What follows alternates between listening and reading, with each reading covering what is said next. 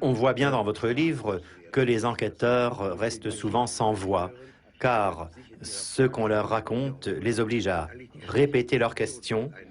Et en fait, ils sont désarçonnés par ce qu'ils entendent et qui est dit, qui est présenté avec une sorte d'urgence intérieure qui trouble l'enquêteur, qui perd son fil. Ce qui d'ailleurs est une bonne chose, parce qu'ainsi, l'enquêteur évite d'imposer de manière autoritaire son propre point de vue.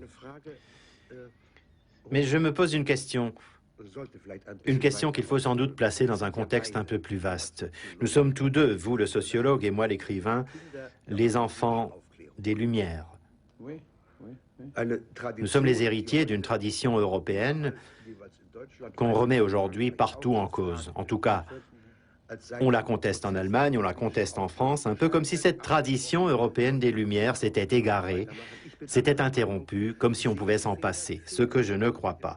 Moi, je vois bien comment ce mouvement des Lumières a fini par s'égarer. J'ai bien vu que la raison, aujourd'hui, se réduit exclusivement à ce qui est techniquement faisable.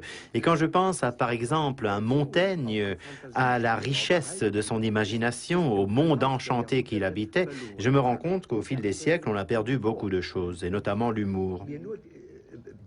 Pensons par exemple à Voltaire et à Candide, pensons à Diderot et à Jacques le Fataliste. Eh bien, dans ces livres, on décrivait également une situation horrible. Et pourtant, on y trouve cette capacité humaine de rire malgré la souffrance, malgré l'échec. Et on trouve donc des personnages qui sont à la fois comiques et triomphants, en dépit de tout. Ce sont bien sûr des traditions héritées du roman picaresque.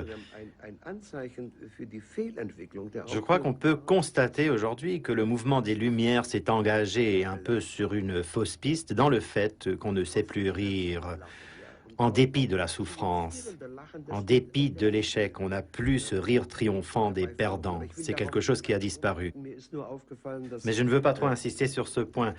Simplement, j'ai constaté une chose.